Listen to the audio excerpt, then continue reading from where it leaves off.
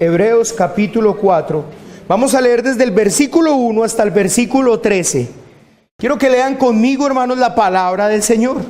Dice así: temamos pues, no sea que permaneciendo aún la promesa de entrar en su reposo, alguno de vosotros parezca no haberlo alcanzado. Porque también a nosotros se nos ha anunciado la buena nueva como a ellos. Pero no les aprovechó el oír la palabra por no ir acompañada de fe en los que la oyeron.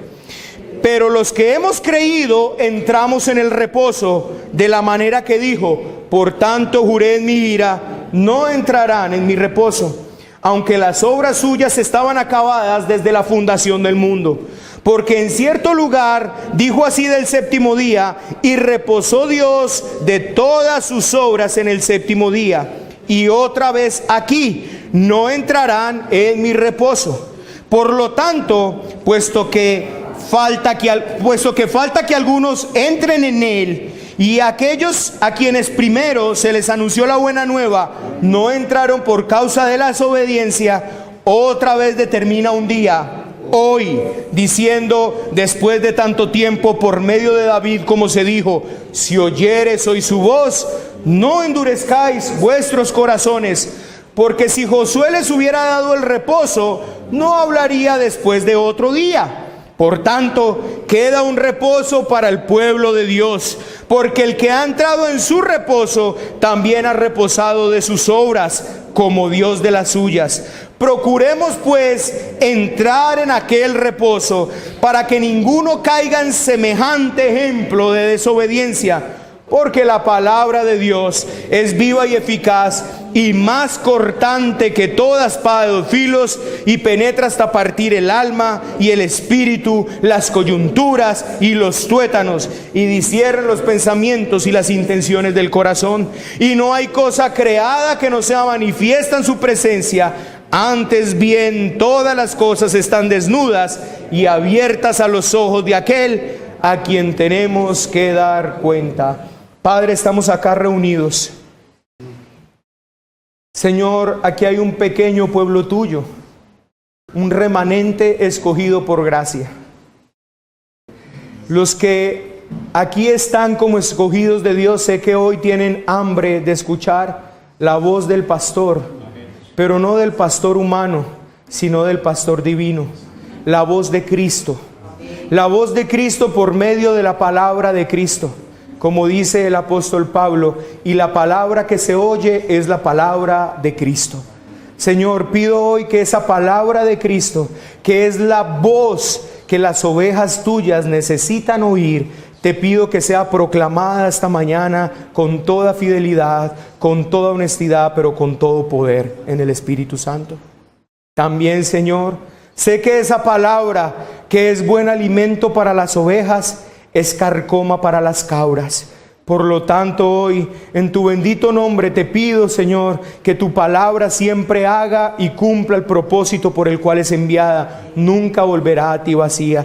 Porque el evangelio que predicamos es olor de vida para los que se salvan y olor de muerte para los que se pierden.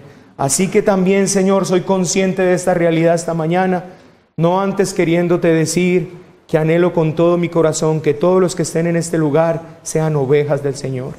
En el nombre de Jesucristo. Amén. Amén. Vamos a ver unos tópicos, hermanos, y el primero que quiero que veamos es: debemos ayudarnos unos a otros a combatir la incredulidad. Debemos ayudarnos unos a otros a combatir la incredulidad. Ese es el primer tópico que vamos a ver. El capítulo 3 que observamos la última vez, hace como 15 días que nos vemos, terminó con la advertencia de que fue la incredulidad quien impidió que el pueblo de Israel entrara en la tierra prometida.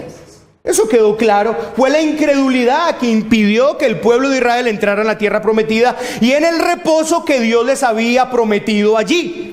El versículo 19 del capítulo 3 dice claramente: vemos pues que no pudieron entrar a causa de su incredulidad. Hay una cosa importante, hermano, que muchas veces por tiempo uno tiene que dividir esto, pero la realidad es que el capítulo 3 y el capítulo 4 es una secuencia completa de lo que el autor está diciendo. Por nuestro tiempo aquí yo no pude exponer todo el capítulo 3 y el capítulo 4, porque si exponiendo solo el capítulo 3 se nos fueron 1 hora y 35 minutos, imagínense si hubiera puesto de una vez el capítulo 4, se nos hubieran ido fácilmente 3 horas. Por eso es que el apóstol Pablo, cuando empezaba a predicar, se extendía desde el alba hasta el mediodía, o incluso muchas veces hasta largas horas de la noche, y aquellos despistados se caían de las ventanas y morían.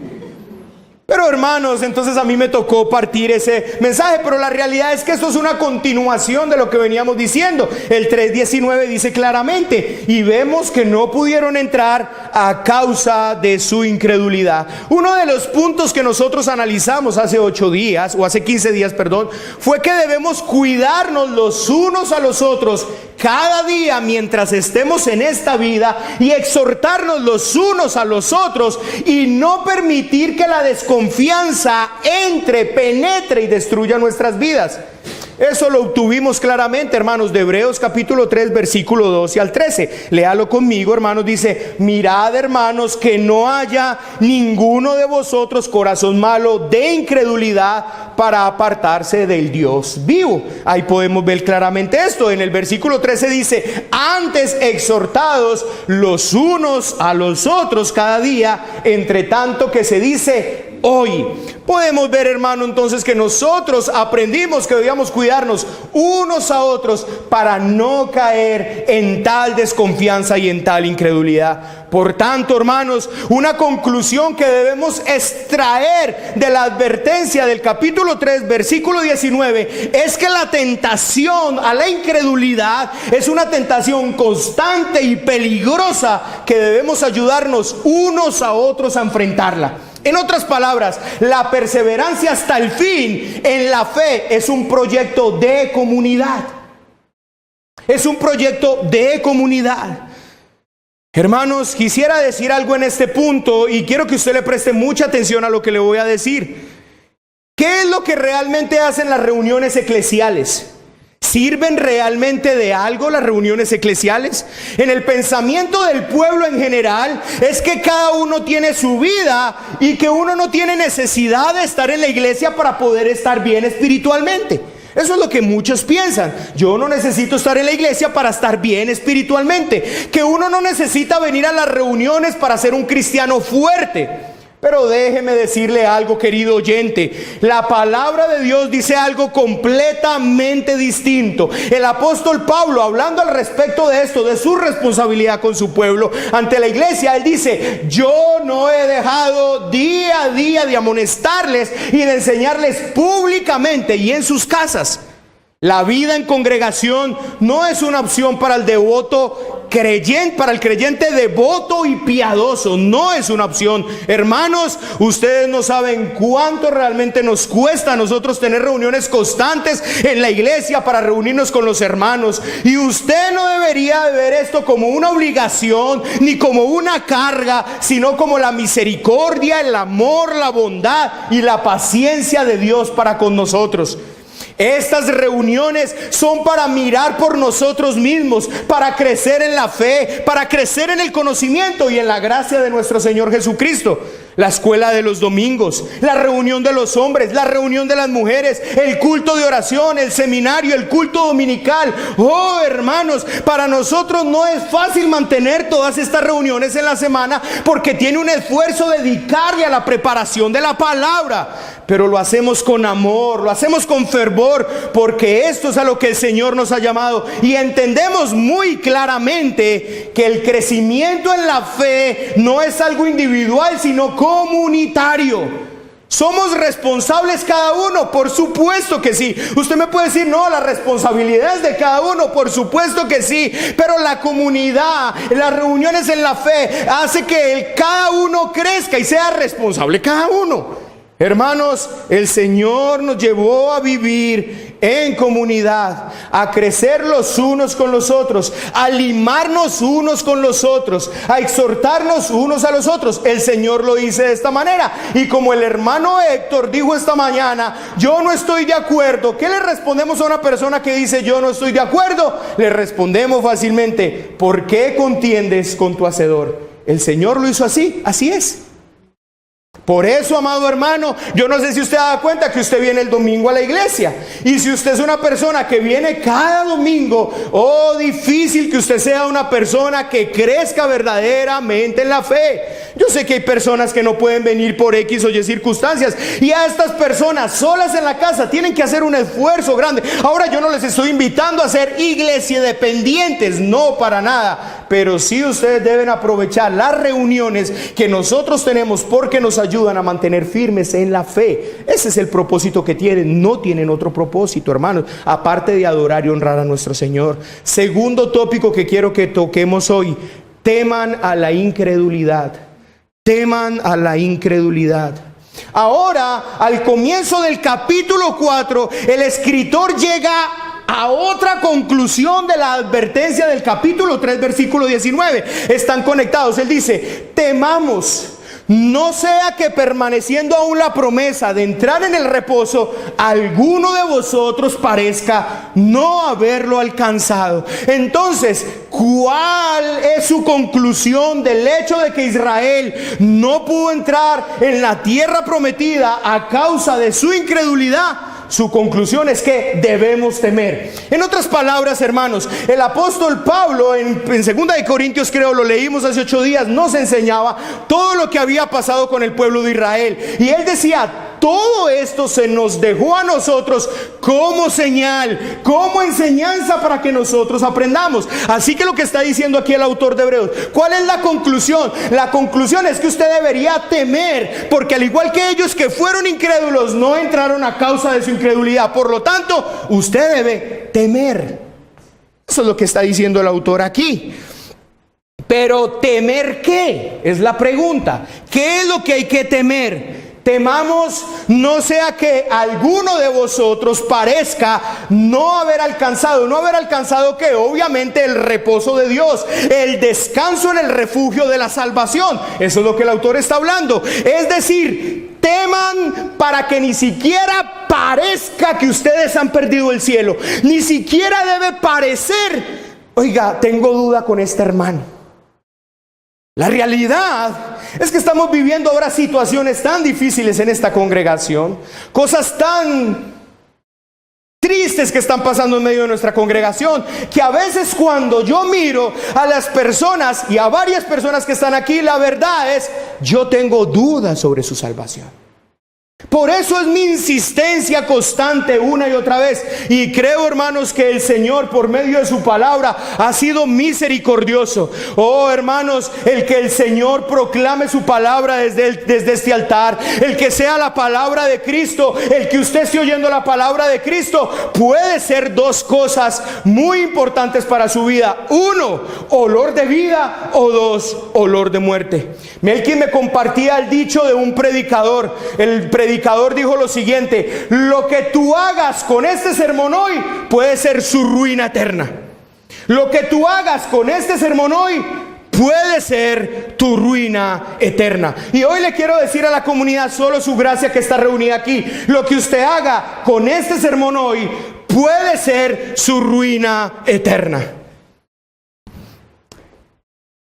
Hermanos, lo que está diciendo aquí el escritor del libro de Hebreos es: no debe ni siquiera haber en ustedes una duda de que parecen no haber alcanzado el cielo, porque si continúan de la misma manera como van, lo perderán. Y por eso es que usted lee en el 3:6, mire lo que dice el 3:6: pero Cristo como hijo sobre su casa, la cual casa somos nosotros, si retenemos firmes hasta el fin.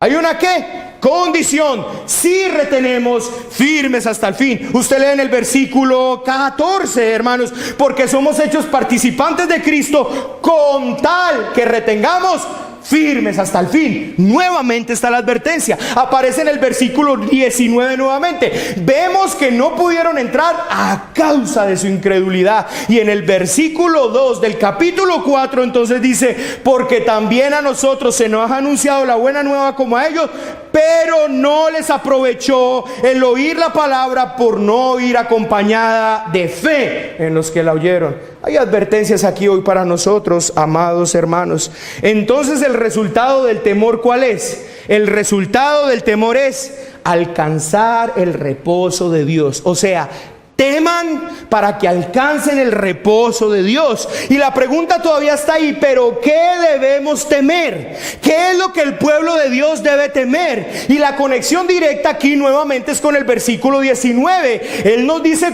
claramente que lo que debemos temer es la incredulidad. Usted debe estar temeroso por su incredulidad.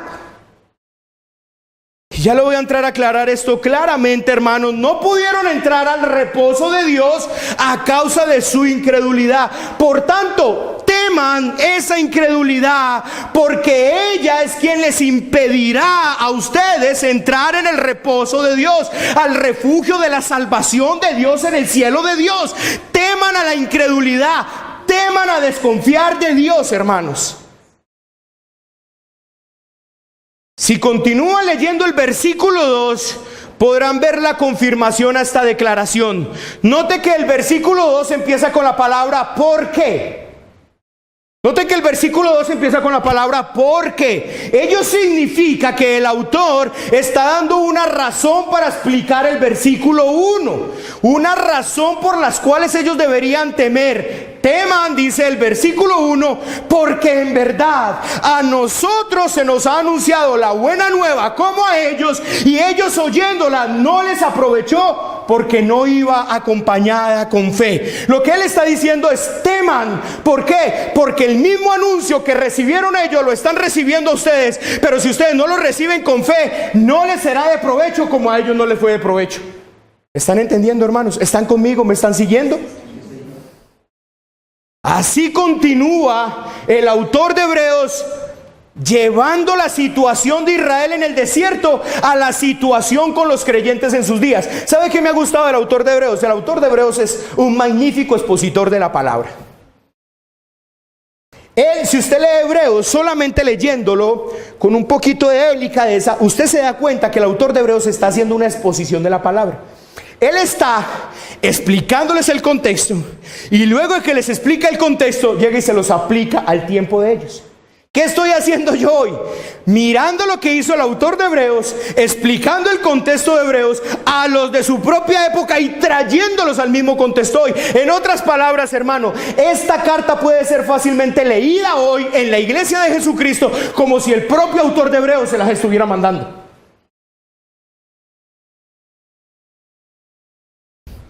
Ahora, hermanos, a ellos se les había anunciado la buena nueva y a nosotros se nos ha anunciado la buena nueva. Y la pregunta es: ¿cuál fue la buena nueva que se les predicó a ellos? ¿Cuál fue la buena nueva que ellos escucharon? No los destinatarios de la carta de Hebreos, sino los destinatarios del pueblo de Israel. Aquellos que oyendo la buena nueva no les aprovechó porque no estaba acompañada con fe. ¿Cuál fue la buena nueva?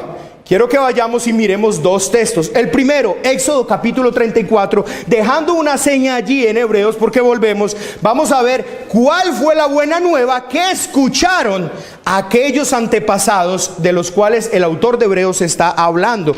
Y vamos obviamente a Éxodo capítulo 34.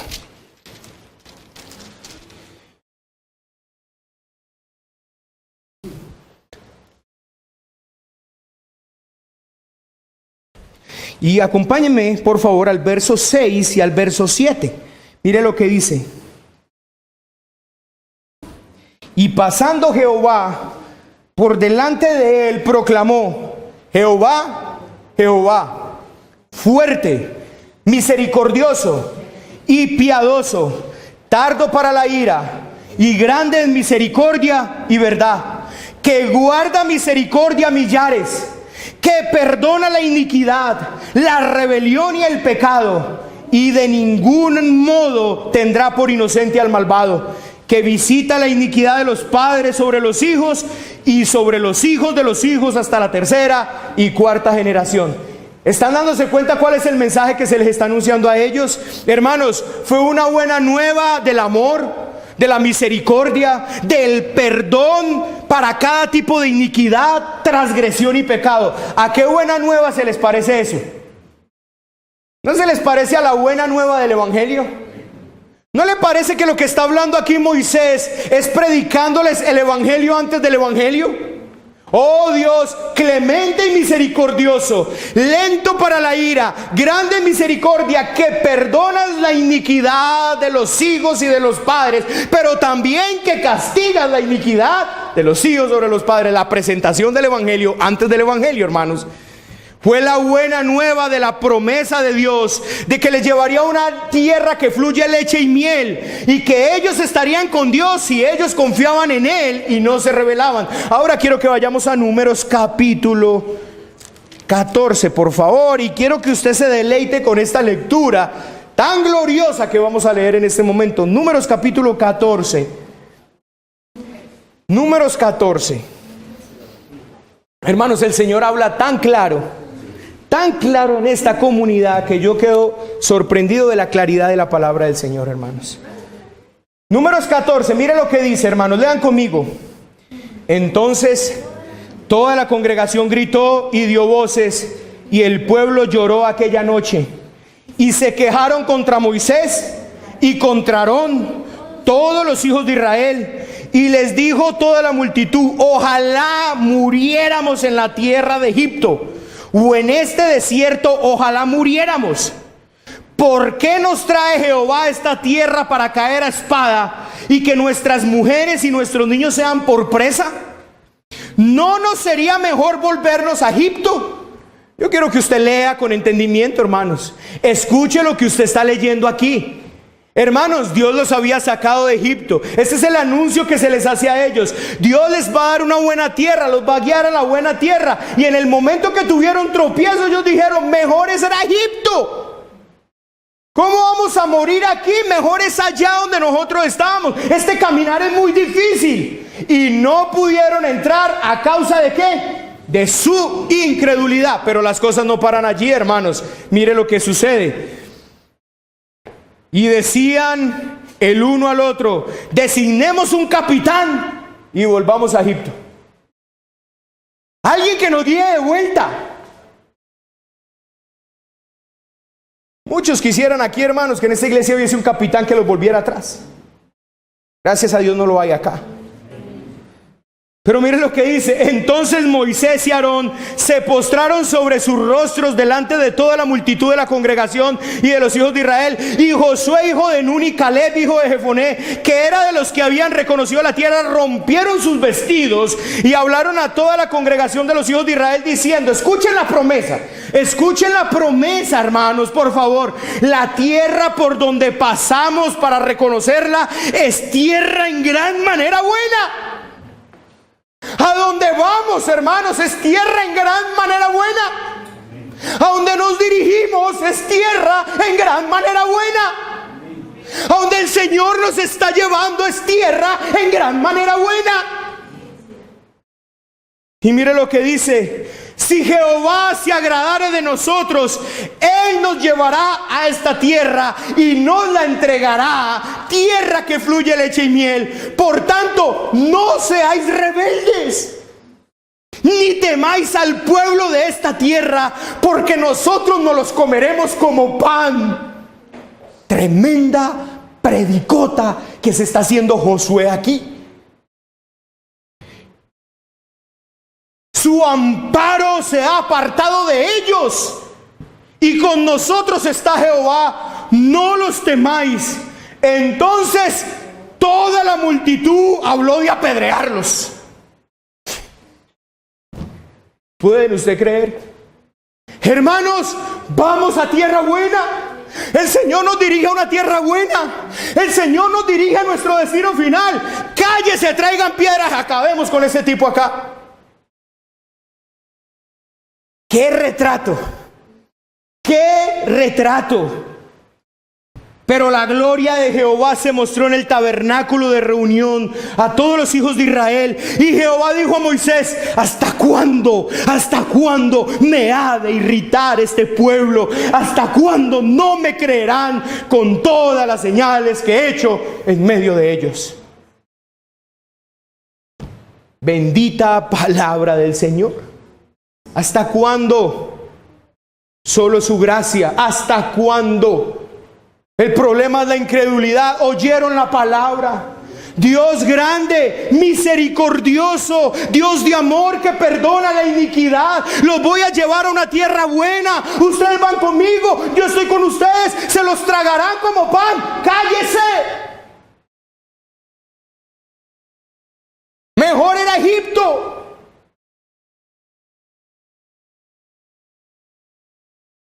Así que este escritor, hermanos, dice que los israelitas habían escuchado el evangelio de la misma forma en que sus lectores. Él les estoy diciendo hoy a ustedes: oh hermanos, los destinatarios de la carta de Hebreos escucharon el evangelio de la misma manera como ustedes lo están escuchando, de la misma manera que el pueblo de Israel lo escuchó, y fueron incrédulos, y de nada les sirvió ese evangelio a causa de su incredulidad. Y ellos, hermanos, claramente no habían escuchado un evangelio fundamentado en la muerte y resurrección de Cristo. Claro que no. Pero de seguro, hermanos, habían escuchado la promesa de que Dios es misericordioso, de que Dios perdona los pecados, de que Dios promete reposo y gozo a los que confían en Él. Esa es la promesa. Así que hay una situación similar entre Israel, los lectores de la carta de Hebreos, y ustedes y yo. La situación es la misma, no ha cambiado nada. Y el énfasis que está haciendo el autor de Hebreos, ¿sabe cuál es? Esta buena nueva no fue creída por Israel. Y teman ustedes no creer esta buena nueva. ¿Sí ven que no es tan difícil Hebreos capítulo 4? ¿Sí ven que cuando uno expone la escritura, hermano, le haya tanto sentido a lo que la escritura dice? ¿Sí ve que no es nada complicado? ¿Sí ve que la escritura es gloriosa, hermanos? Y lo que está haciendo el autor de Hebreos es: si ven que el mensaje que ustedes recibieron, ellos también lo recibieron, y a ellos no les sirvió de nada a causa de su incredulidad, teman pues ustedes tener ese tipo de incredulidad que tuvieron ellos. Y hoy yo les digo a ustedes, hermano, teman ustedes, Iglesia Bíblica, solo su gracia, tener la misma incredulidad que ellos tuvieron, que no les sirvió de provecho escuchar la palabra porque no la recibieron con fe.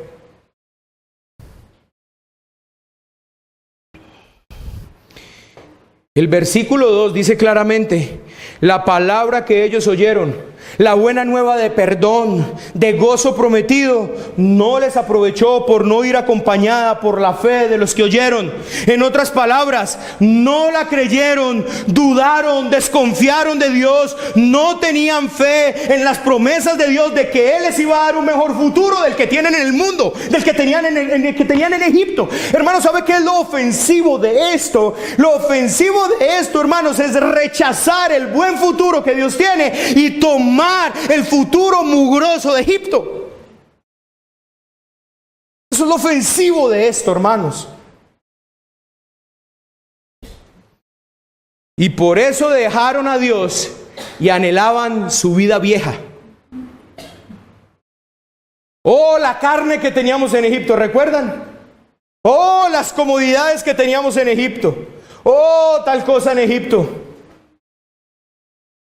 ¿Y cuál fue el resultado de esa incredulidad, hermanos? El versículo 2 dice que la promesa no les aprovechó. Ese es el resultado de la incredulidad. ¿Sabe cuál es el resultado de la incredulidad aquí, hermanos? Que el mensaje no aprovecha. Ustedes no saben, hermanos, ustedes a veces creen que uno desde aquí está exagerando. Ustedes creen, hermano, que uno desde aquí está exagerando. Pero ojalá pudieran hablar con algunas personas que están pasando unas situaciones tan horribles en medio de esta iglesia, a ver si esas personas hoy le dicen: está exagerando.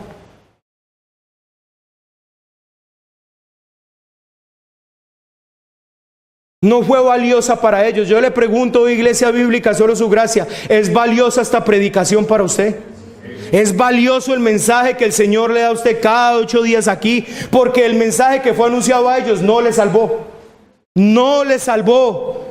Y como dice el versículo 3, el capítulo 3, 19, no entraron en el reposo de Dios, cayeron en el desierto, y Dios juró en su ira que nunca entrarían en su reposo.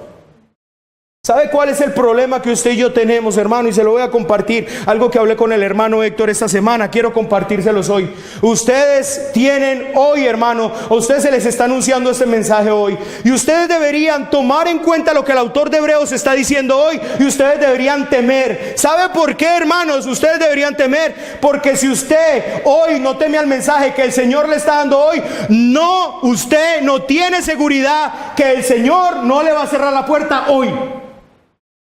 Esa seguridad no está determinada, hermanos. Si usted no teme hoy al mensaje que el Señor le está entregando, si usted no decide hacer algo con este mensaje y usted dice, mañana tal vez mañana para Dios no está. Cuando el pueblo se rebeló, ese mismo día Dios dijo, juro por mí mismo, no entrarán en mi reposo.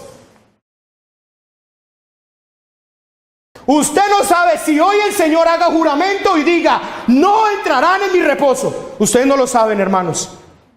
Teman hoy la incredulidad.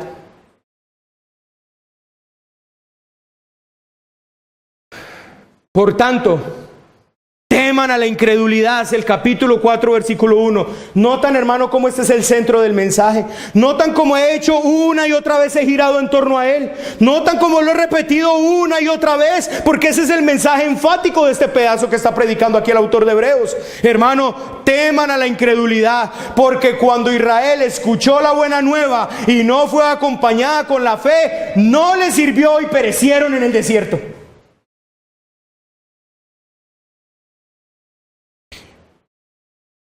La idea central es, teman que esto no les pase a ustedes.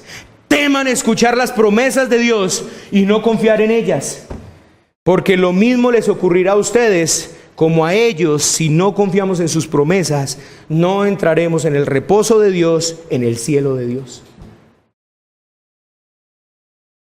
Otro tópico, esforcémonos por entrar en el reposo de Dios.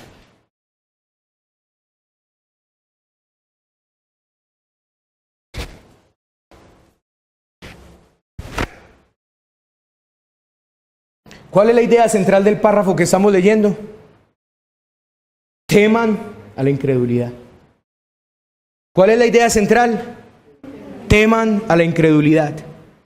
Y hermanos, lo que hace el autor de Hebreos es bien interesante en este capítulo 4, porque él abre el versículo 1 y hace un sándwich con el versículo 11, y el versículo 1 y el versículo 11 fundamenta la misma idea central que él tiene y lo sustenta con el versículo 3 al 10. Esto es lo que está haciendo. Si usted hace un estudio cuidadoso de eso, se da cuenta. Entonces, el versículo 1, él está diciendo, teman a la incredulidad. En el versículo 11 les dice lo mismo de otra manera y cierra el sándwich con los versículos 3 al 10. Y en el versículo 3 al 10 les da el fundamento de eso que les está diciendo, mostrándoles 5 situaciones del Antiguo Testamento. Quiero que miremos el versículo 11 para que ustedes miren esto. Miren lo que dice el verso 11. Procuremos pues entrar en aquel reposo para que ninguno caiga en semejante ejemplo de desobediencia. ¿Qué está haciendo? Lo mismo. Le está diciendo, procuren entrar en el reposo, no sean desobedientes. En otras palabras, Israel perdió el gozo prometido por Dios por la desobediencia en la incredulidad. Y lo mismo puede ocurrir a cualquier cristiano profesante.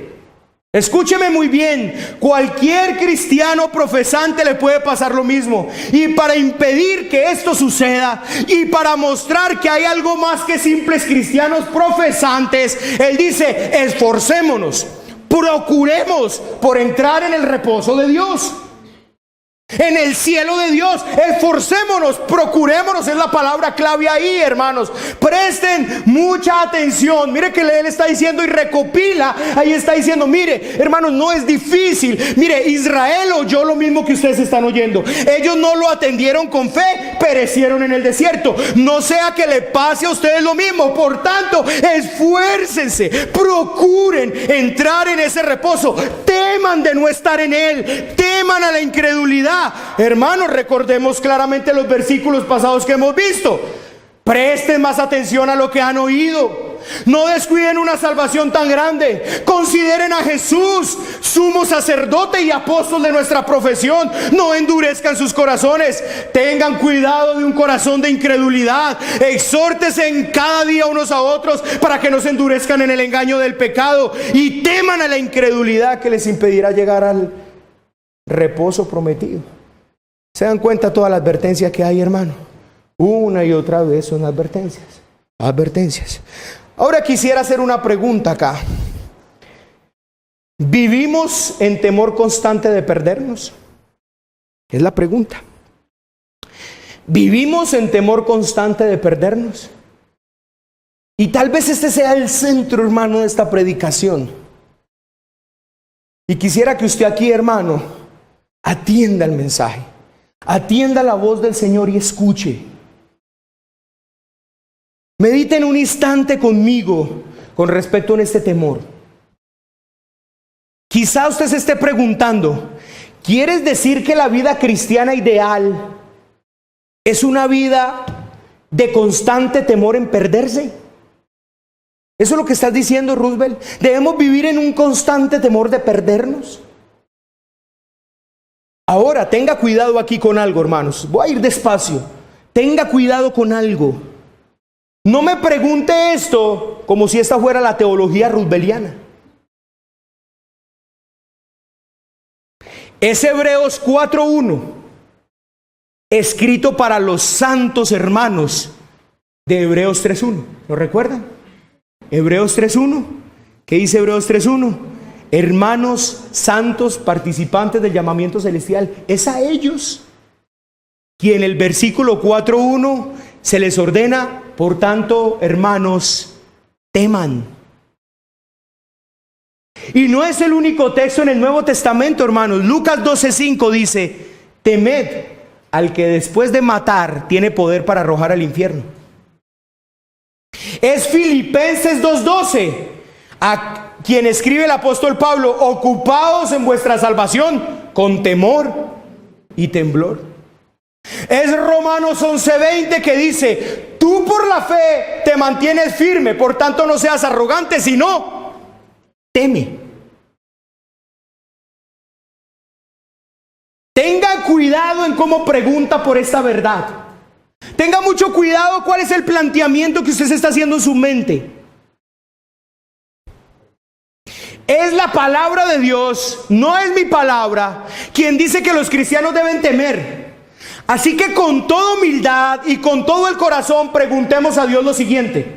Genuinamente preguntémosle a Dios lo siguiente: ¿se supone que debemos vivir nuestras vidas en temor de perder el cielo? Esta mañana explicaba el hermano Héctor acá, y él decía una cosa muy sencilla. Si yo estuviera exponiendo esto ante el humanismo, me apedrearían. Y lo tremendo es que esta exposición que estoy haciendo hoy, yo recibiría pedradas de muchos reformados. Porque si hay algo que usted tiene segura es su salvación.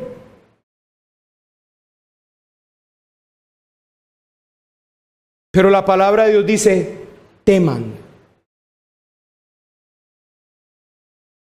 Preguntémosle genuinamente al Señor: Señor, según esto, ¿debemos vivir nuestras vidas con temor de perder el reposo, el cielo? Y vamos a darle respuesta a eso desde la misma palabra, que sea Dios mismo respondiendo. Primero que todo, quiero que recuerden que en el capítulo 2, el versículo 15, dice que Cristo murió para liberar a los que por temor de la muerte estaban sujetos a la esclavitud durante toda la vida.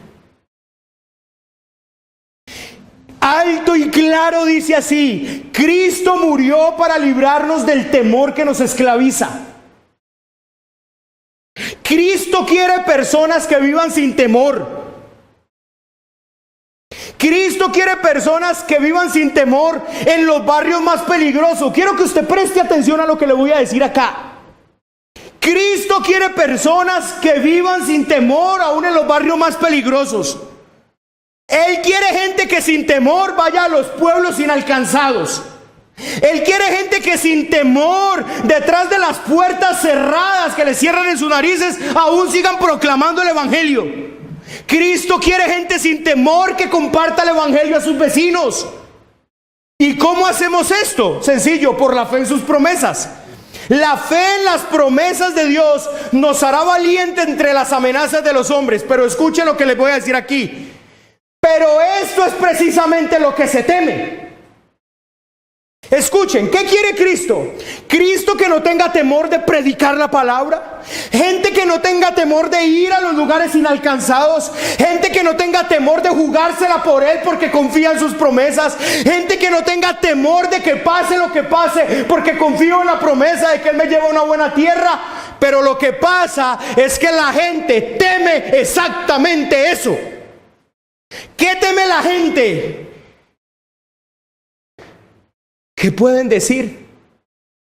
¿Qué teme la gente? Tengo miedo de perder mi familia.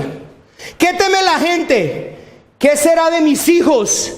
¿Qué teme la gente? ¿Y cómo voy a comer? ¿Qué teme la gente? ¿Y entonces dónde voy a vivir? ¿Qué teme la gente? Temo por mi propia vida. Temo lo que me pueda pasar. Temo. Y tal vez tú no lo digas, pero tus hechos gritan a todo pulmón. Yo no sé si usted está entendiendo, hermanos, pero la realidad es que no se le teme a lo que se le debe temer. Si ven que las cosas están al contrario, Cristo quiere que usted sea un hombre sin temor en nada de las cosas de este mundo, porque usted confía plenamente en las promesas de Él. Pero usted precisamente vive atemorizado de todo lo que el Señor quiere que usted no esté atemorizado. ¿Y por qué? Porque usted no confía en sus promesas. Y entonces, ¿cuál es el temor que debemos temer? ¿Cuál es el temor que la Biblia nos invita a temer? Y le voy a hacer una pregunta. ¿No temes? Escúcheme la pregunta, porque una pregunta está rara. ¿No temes que temes todas estas cosas? Porque en realidad lo que sucede es que eres un incrédulo. Se la voy a volver a decir. ¿No temes que temes todas estas cosas? Porque en realidad eres un incrédulo. O sea, no temes que le tienes miedo al que dirán, que le tienes miedo a qué vas a comer, que le tienes miedo a dónde vas a dormir, qué será de mi familia, le tienes miedo a todo esto. Y mi pregunta es, ¿no temes a eso? ¿No temes a esa incredulidad tan bárbara? En otras palabras, ¿tu falta de fe no te pone a temblar? Hermanos, ¿me están siguiendo? ¿Me están siguiendo? ¿Cuál es entonces el temor que dice la palabra que usted debe tener? Este es el problema de lo que vemos aquí. Todos quieren vivir sin temor de perder el cielo. Quieren tener una seguridad en Cristo, pero tienen temor de todo lo que no deberían tener temor y están tranquilos y confiados en lo que verdaderamente deberían temer. ¿Lo entiende, hermano? ¿Lo entiende? Nuestro ya fallecido hermano Charles Haddon Spurgeon escribió: la palabra de Dios ha compungido profundamente a muchos de ustedes y han clamado: oh Señor, después de esta prédica, ¿soy salvo o no? El hombre que no tembló nunca delante de Dios no le conoce. Es muy fácil dar por hecho la salvación de sus almas y sin embargo estar equivocados. Por lo tanto, él dice: es infinitamente mejor preguntar acerca de su camino 20 veces que perderse en el camino.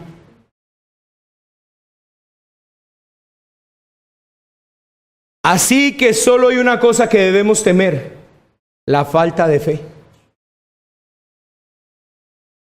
Ese es el temor que usted debe tener.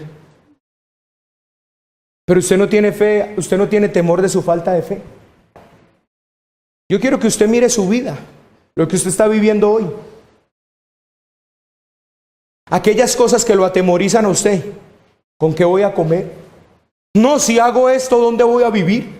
No, si tal cosa. Y todas esas cosas, aunque parezcan estar disfrazadas de cierto aire de responsabilidad, no son otra cosa sino una incredulidad bárbara a las promesas de Dios, que te dijo: nunca te dejaré ni te desampararé.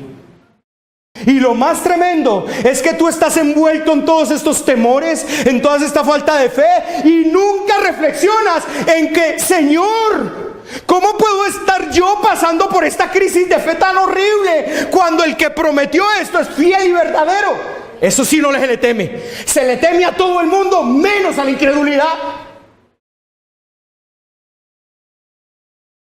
Temo que puede ser mi vecino, temo que me cierren las puertas, temo no tener que comer, temo no tener dónde dormir, temo que mi familia esto, temo. Y ese temor lo único que muestra es una incredulidad bárbara, absurda. Pero ese temor no le lleva a temer. Señor, ¿cómo es que soy tan incrédulo?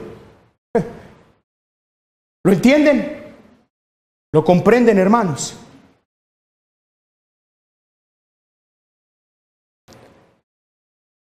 Teman la incredulidad en las promesas de Dios, porque mientras confíen en las promesas de Dios, podrán ser absolutamente valientes para enfrentar cualquier cosa, incluso la muerte, incluso a Dios mismo.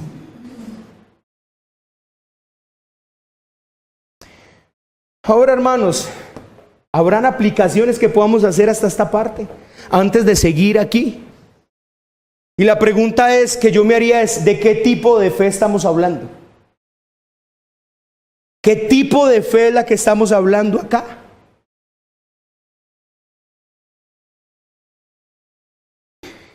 Y no estoy hablando, hermano, de la fe de los demonios. ¿Crees en Dios? Magnífico.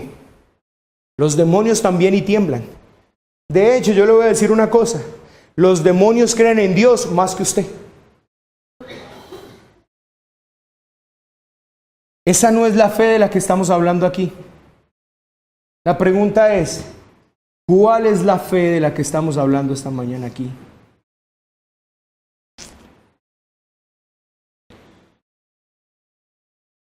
Lastimosamente, el evangelio que nosotros recibimos por estos lugares es un evangelio basado en que su fe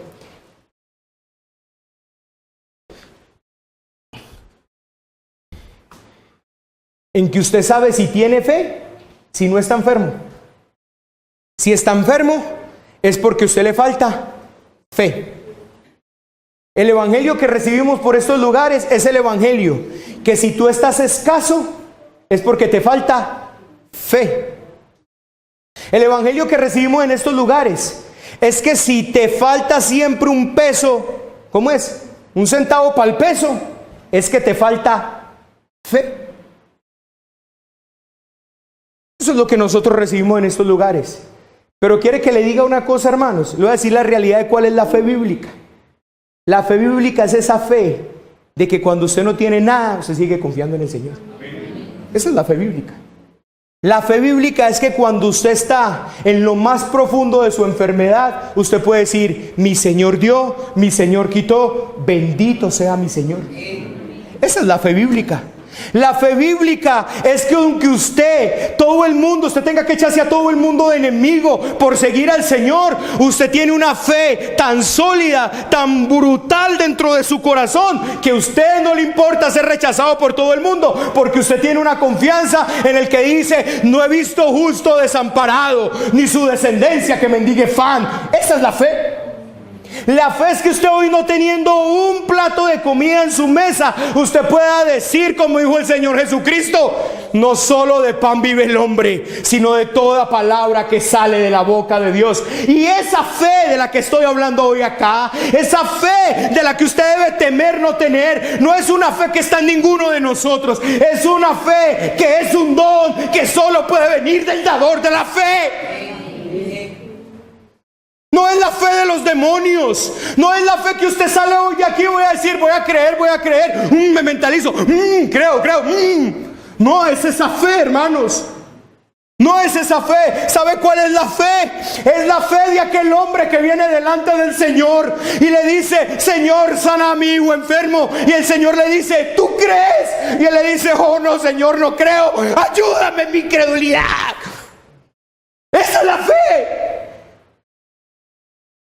Es esa fe fe que cuando los discípulos no pudieron echar ese demonio de ahí, le dijeron: Señor, ¿por qué no pudimos echarlo? Y Él les dijo: por su poca fe. Y ellos le gritaron: Señor, aumenta nuestra fe. No es una fe que nace de usted, su fe es la fe de los demonios. Es la fe que da Él, es la fe que viene de Él, es la fe de un hombre que está temeroso de no tener esa fe, es la fe de un hombre que sabe que le teme a todo y está desesperado y va y le dice: Señor, qué incredulidad tengo, dame fe, aumenta mi fe, Señor. Esa es la fe a la que el Señor nos está llamando hoy. Esa es la fe con la que usted quiere escuchar. Debe escuchar este mensaje. Usted debería hoy estar diciéndole: Señor, déjame escuchar este mensaje con fe. Soy incrédulo, no le creo a ese tipo. Dame fe para creer. No es la fe que viene de ti. Tú no la tienes. Tu fe es peor que la fe de los demonios. Pero la fe que viene de arriba, como una dádiva, es esa fe que cuando entra en tu corazón produce tales milagros que tú dices: bendita fe del Señor, que cuando naces de nuevo es tan pequeña como una semilla de mostaza, pero mientras te relacionas con Él, mientras lo amas a Él, mientras lo sigues a Él y le dices: Señor, aumenta mi fe, empieza a crecer y se convierte en un árbol frondoso dentro de tu vida, y ya no le temes a nada, porque confías plenamente en Él. Aquel que dijo: mía la victoria, yo pagaré, dice el Señor. Amén. Esa es la fe, hermanos, que estamos hablando acá. Señor,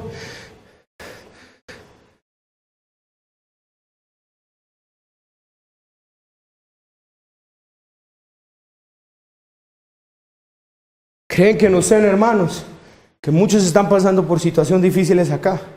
Claro que sí, pero conozco vuestra incredulidad. Y quisiera decirle: ten fe. Pero la fe que saldrá de ti es la misma fe de los demonios. Tenés que ir a la fuente de toda dádiva buena, a la fuente de la dádiva. Aquel que le dijo a aquella mujer: oh mujer, si tú supieras quién te está pidiendo agua, tú le pedirías a él y tu vida se convertiría en un manantial de agua inagotable. ¿Por qué tu enfermedad te pone como te pone? Porque eres incrédulo. ¿Por qué tu situación te pone a tambalear? Porque eres incrédulo y necesitas la fe que viene de lo alto. Esa fe que desciende de arriba y es como un bálsamo, que tú no entiendes por qué estás tan confiado, pero estás. Que tú no entiendes cómo es posible que yo pueda vivir esa fe. Cómo es posible que en mi boca emanen tales palabras de piedad en medio de esto, porque se te ha sido dada la fe. ¿Cómo es posible que en medio de esta situación yo no tenga queja? Solo alabanza, porque Él está emanando fe a tu corazón, hermano.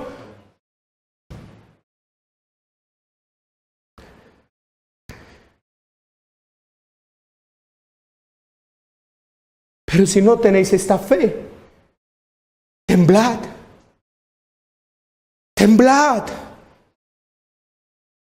Tened temor en vuestros corazones, porque le teméis a todo lo que no debéis temer, y estáis confiados en los que no deberíais estar confiados.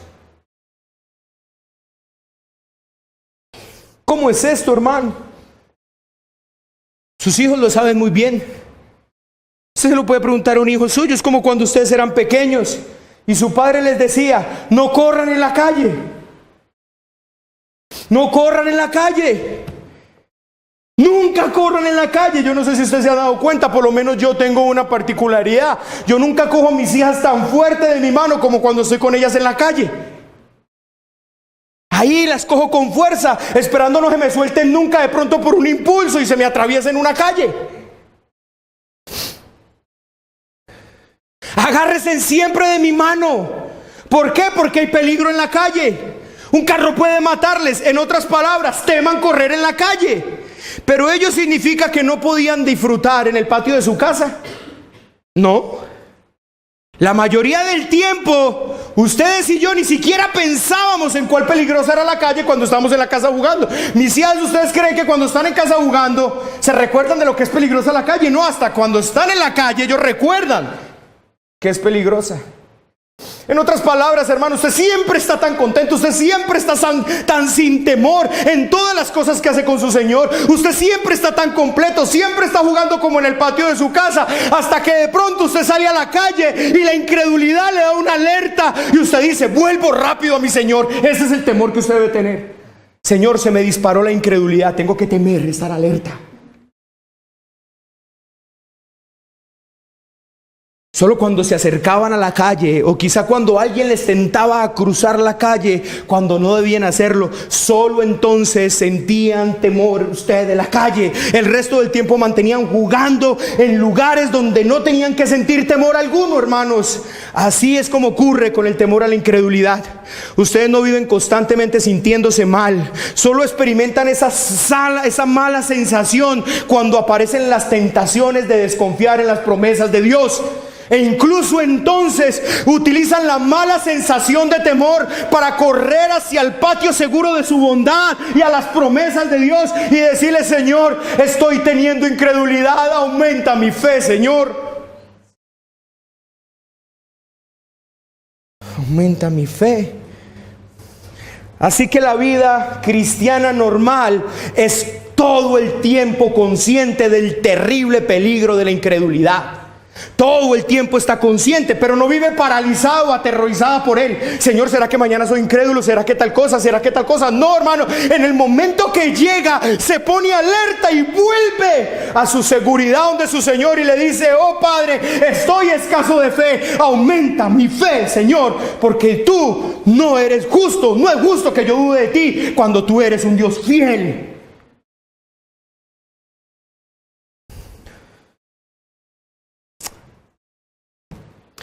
Otro tópico, hermanos.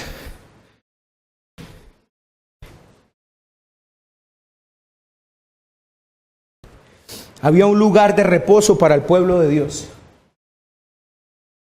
Los versículos 3 al 10, como les explicaba ahora, no quisiera dejar sin tocarlos esta mañana para ser justos con la palabra del Señor. Aunque la verdad, el tema principal ya fue expuesto acá. No quiero dejar estos versículos sin exponerlos porque hacen parte del fundamento del por qué esto. Y repitamos, ¿cuál es la idea central? La idea central es: esfuércese por entrar en el reposo de Dios y teman que no dejen de entrar en él a causa de su incredulidad. ¿Cuál es el tema central, hermanos? Otra vez, esfuércense por entrar en el reposo de Dios y teman a la incredulidad para que no dejen de entrar a causa de esa incredulidad. Pero los versículos 3 al 10, la verdad, es el fundamento de esta idea central. Y lo que hace, hermanos, es mostrar que en el Antiguo Testamento había un reposo a donde entrar. Es decir, Dios tenía un plan para su pueblo como lo tiene hoy. Un plan de que su pueblo se unirá con este maravilloso Dios en el reposo del cielo, donde toda carga y trabajo serán quitados. Venid a mí todos los que estáis cansados y cargados, y yo os haré descansar, dijo Jesús en Mateo 11:28. Los versículos 3 al 10, hermanos, están escritos para mostrar que esta promesa está realmente allí en el Antiguo Testamento. El escritor se enfoca en 5 puntos de la historia para mostrar cómo Dios mantiene abierto su reposo para el pueblo que cree. Y hoy está abierto ese reposo, hoy. Primero, él comienza con la creación en Génesis capítulo 2, versículo 2. Y él dice en el versículo 4: porque se ha dicho en cierto lugar acerca del séptimo día, y Dios reposó en el séptimo día de todas sus obras. Así que él ve a un Dios soberano, apacible, descansado, quien tiene reposo y paz. y un lugar de reposo donde su pueblo puede disfrutar de comunión con Él, y Él lo llama el día de reposo, a causa del séptimo día en que Dios descansó, pero realmente es un reposo que dura para siempre. Hermanos, quiero que entendamos esto para resumírselo mejor. ¿Cuál es entonces el centro del día de reposo? ¿Cuál es el verdadero significado del día de reposo?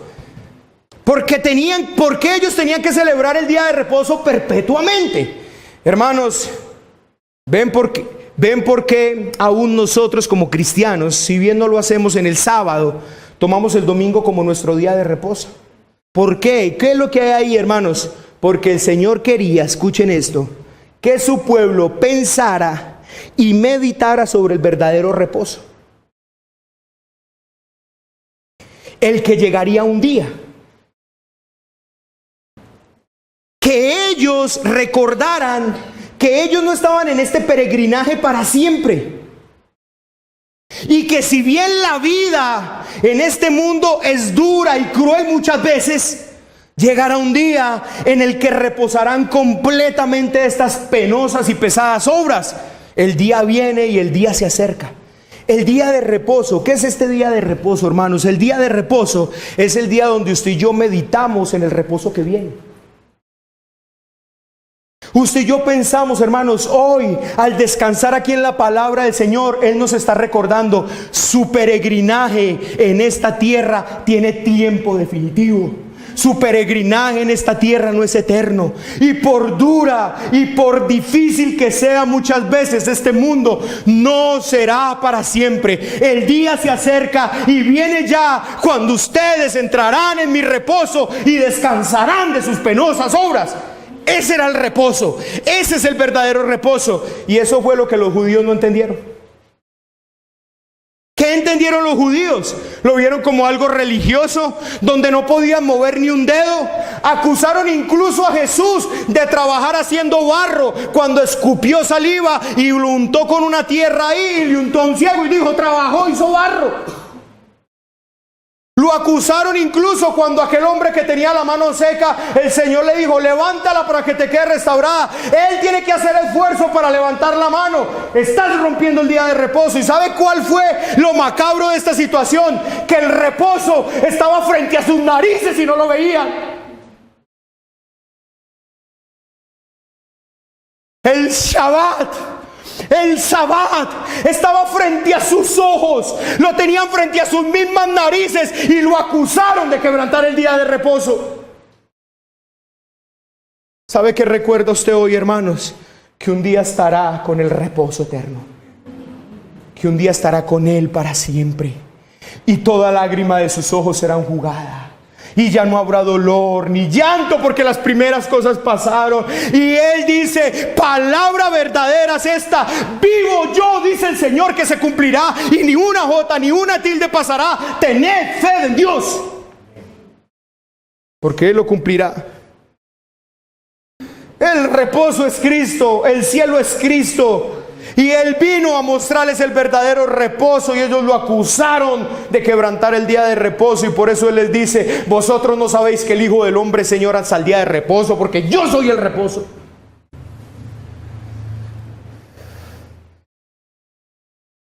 Y la pregunta es,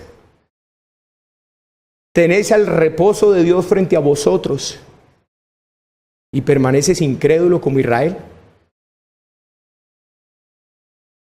Segundo tópico que él toca, se enfoca en el periodo que Israel vagaba por el desierto y se rebeló contra Dios. El versículo 5 cita el Salmo 95, anteriormente visto también en otra prédica. Y una vez más en este pasaje dice, no entrarán en mi reposo.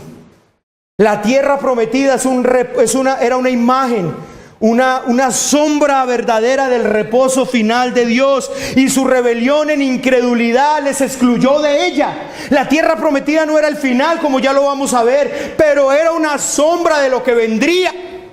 Ellos podrían disfrutar un momento ahí de esa tierra si confiaban en el Señor, y el Señor los mantendría en esa tierra, y esa tierra prometida tenía que expandirse. Yo le hago una pregunta, hermano: ¿se ha expandido Jesucristo, que es vuestra tierra prometida, dentro de vuestros corazones?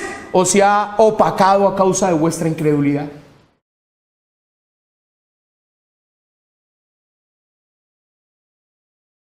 El tercer enfoque que él da está en el tiempo de Josué, quien entró al pueblo en esta tierra prometida, y la pregunta que se hace es: ¿ese es el último y supremo reposo que Dios tiene en mente para su pueblo, la tierra de Canaán? Pero el versículo 8 responde que no. El versículo 8, si usted lo lee claramente, dice ahí: porque si Josué les hubiera dado reposo, Dios no habría hablado de otro día después de ese. En otras palabras, amados, el reposo final que Dios tenía para ellos es ese reposo que está en Jesucristo. ¿Y cómo lo sabemos? Porque siglos después Dios habló de otro día, de otro reposo.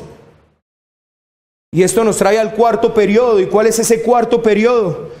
El escritor se enfoca en el tiempo de David durante el Salmo 95, el versículo 7. Y dice: Dios otra vez fija un día, hoy, diciendo hoy, por medio de David, después de mucho tiempo, como se lo he dicho antes: si oís su voz hoy, no endurezcáis vuestros corazones. Hermanos, yo voy a ser sincero y honesto con usted. Yo tengo temor en mi corazón. Y tengo temor en mi corazón. ¿Saben por qué? Porque hay una palabra en Gálatas: de Dios nadie se burla. ¿Lo saben? Repítanlo conmigo, hermanos. De Dios nadie se burla.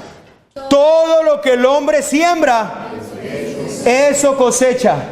Yo tengo temor, hermanos, de que en esta exposición de estos 4 capítulos de Hebreo, ¿sabe cuántas veces ha escuchado usted la voz del Señor? La voz de Cristo diciéndole: si escucha hoy su voz, no endurezcáis su corazón. Y tengo temor, hermanos, de que ustedes endurezcan su corazón y Dios los condene para siempre.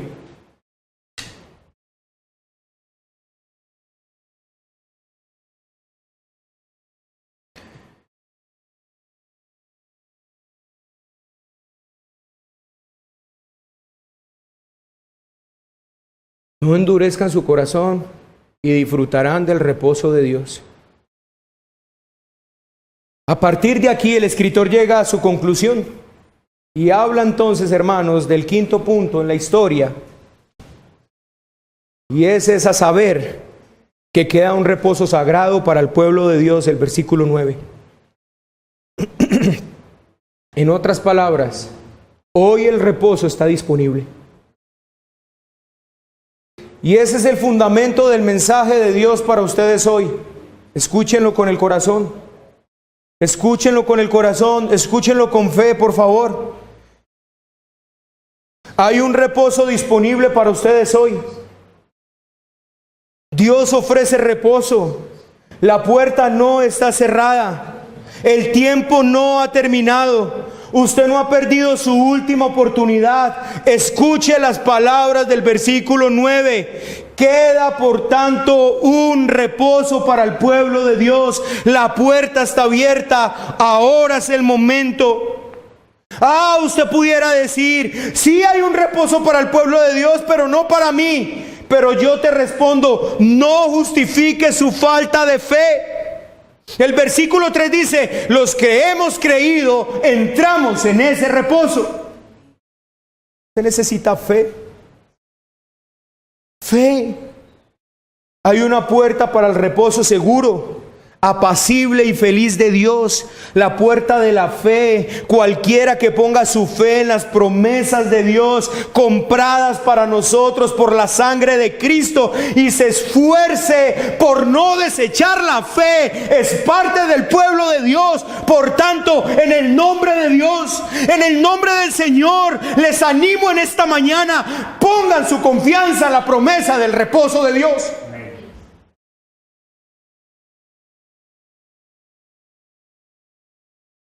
Me queda solo una cosa, los versos 12 y 13, pero me demoró 2 horas. Entonces mejor los expongo el próximo domingo, hermanos. Dejaré los versos 12 y 13, que son definitivos para la conclusión de este mensaje, pero lo vamos a dejar hasta ahí, donde hago un llamado Hago un llamado a la fe, hermanos. Hago un llamado a la confianza en nuestro Señor. Hago un llamado a que acudan a Él en arrepentimiento y fe.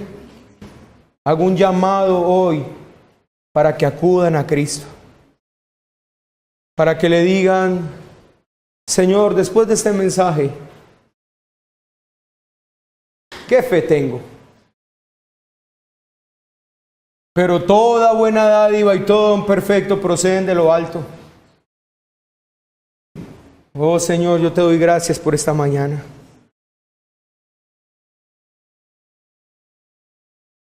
Aumenta nuestra fe, Señor.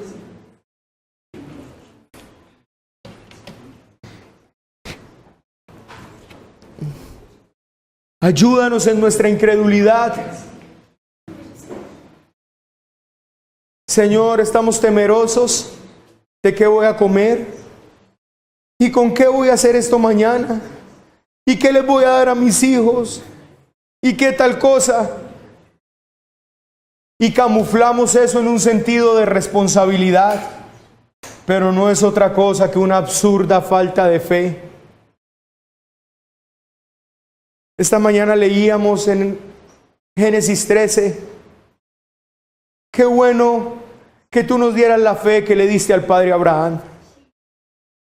Él no le dijo a Lot: Lot, yo voy a escoger aquí y tú vete para allí. Oh no, Lot, escoge lo que tú quieras. Y Lot escogió aquella tierra que él vio que era agradable a sus ojos. Y el pedazo de desierto, el pedazo de tierra árida le quedó a Abraham. Y el Señor le dice: Abraham, ¿ves esta tierra del norte al sur? ¿Ves esta tierra árida donde ni siquiera hay río cerca para que la humedezca? Yo te bendeciré ahí. Señor, si hubiéramos sido nosotros, le hubiéramos dicho: Lot, escoge tú, tranquilo. Si tú escoges lo bueno, yo me voy hacia lo malo. No, Señor, porque es tanta nuestra incredulidad que tenemos que asegurar todo por la manga. Tengo que tener todo por la manga. Oh Cristo, quisieras darnos la fe que le diste al padre Abraham. Para no desconfiar de ti como aquellos que perecieron en el desierto. ¿Cómo desconfiar de ti cuando hemos visto tu mano sobre nosotros? Cómo este pueblo una y otra vez dudaba de ti, dudaba de ti. Incluso querían apedrearlos, cállese, no lo soportamos. Oh Señor, cuánta ha sido nuestra incredulidad. No soporto esto, no soporto esto, no soporto esto.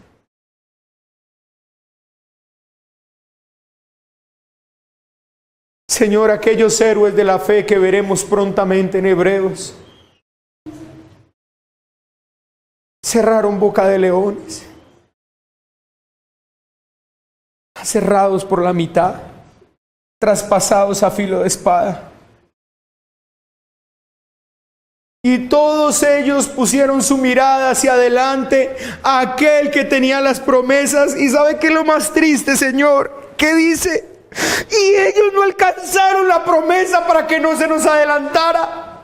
Y nosotros que hemos alcanzado el reposo que es Cristo, tenemos más duda que ellos, Señor. Somos culpables.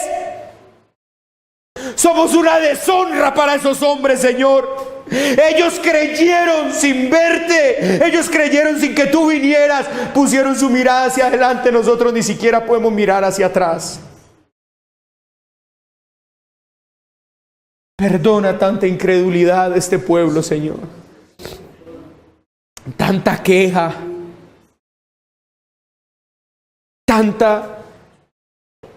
Tanto pecado. Tan impíos. Gente endurecida en su corazón. Mujeres impías que están aquí. Hombres impíos, Señor. Señor, aumenta nuestra fe. Y a aquellos que no la tienen, Siembra ese grano de mostaza allí, Señor. Pido esto en el nombre de Jesús. ¿A quién más iremos, Jesucristo, si solo tú tienes palabras de vida eterna?